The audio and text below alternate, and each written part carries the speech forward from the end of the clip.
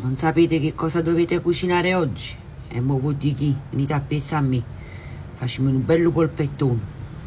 Mezzo chilo di carne macinata, mollica di pane, sottilette. Ci ho messo un po' di salame milanese, uova, prosciutto cotto, provola. Mo lo faccio arrugginire.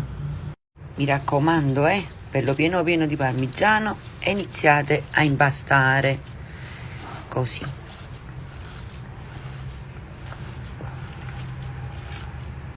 Mi raccomando, mescolate bene, facete una bella pastrocchia. Prendete la vostra pastrocchia che avete impastato e tagliateci un po' di provola. Io tenevo la provola, un po' di mozzarella di bufala e un po' di scamorza, ma voi a piacere ci potete mettere quello che volete voi. Adesso aggiungiamo il prosciutto cotto, così. Mi raccomando, andate bene nei bordi, perché se no il cuzzitiello rimane vuoto e nessuno se lo può mangiare. Aggiungo le uova sote. Ecco qua, così. Adesso lo vado ad arrotolare con le mani, formo un bel salsiccione. A me più che un salsiccione mi pare un palatone di pane, guardate qua. E quando è il mio braccio.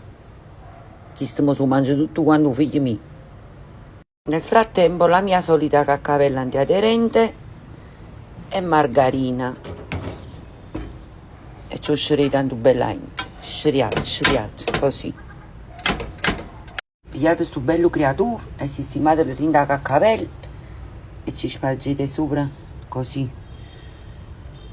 Tanta margarina, a me mi piace, è un riuscito che non è buono, che fa male, questo e che là, se non si mangia niente di più. Ecco qua. Mo pigliate sto bello pezzi di carne, mettetelo in forno a 180 gradi per 50 minuti.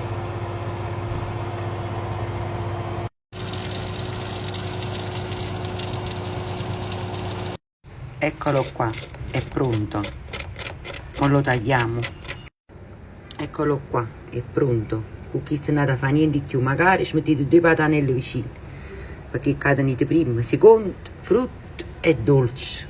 E mo' buon appetito a tutti quanti.